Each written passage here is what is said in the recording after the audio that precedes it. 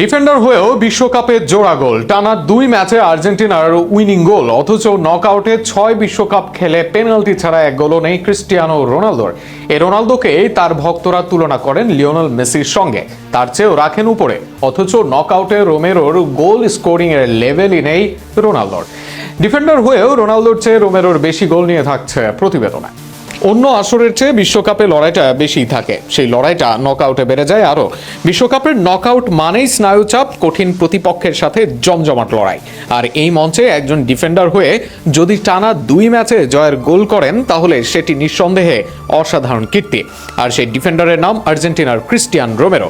অথচ একই নকআউট মঞ্চে 6টি বিশ্বকাপ খেলেও পেনাল্টি ছাড়া একটি গোলও করতে পারেননি একজন খেলোয়াড়, যাকে তুলনা দেওয়া হয় লিওনেল মেসির সঙ্গে।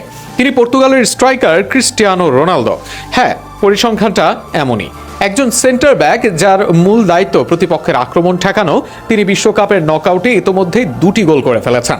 শুধু গোলই নয়, 2টি গোলই এসেছে আর্জেন্টিনার জয়ের মুহূর্তে। আগের দিন 2-2 ড্রতে থাকা ম্যাচে কেপ ভার্দের বিপক্ষে জয়সূচক হেড এসেছে রোমেরোর থেকে। এরপর মিশরের বিপক্ষে যেখানে গোল করতে ব্যর্থ সবাই, সেখানে ডেডলক ভাঙেন রোমেরো। সেখানে আশা দেখে আর্জেন্টিনা দল, যেখান থেকে দুর্দান্তভাবে ফেরে ম্যাচে। অর্থাৎ রোমেরো শুধু স্কোরশিটে নাম লেখাননি, দলকে ম্যাচ জিতিয়েছেন, করেছেন ইতিহাস।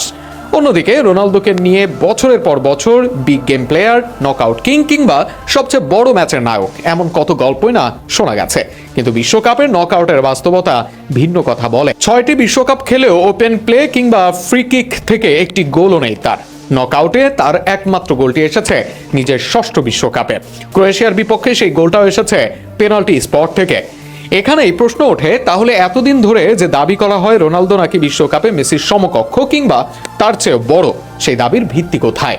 নকআউটে এবারের আসরেও 3টি গোল অ্যাসিস্ট মেসির, আছে জোড়া গোল। পেনাল্টি মিস করলেও ওপেন প্লে গোল করতে মেসির ছাড়িয়ে যান সবাইকে।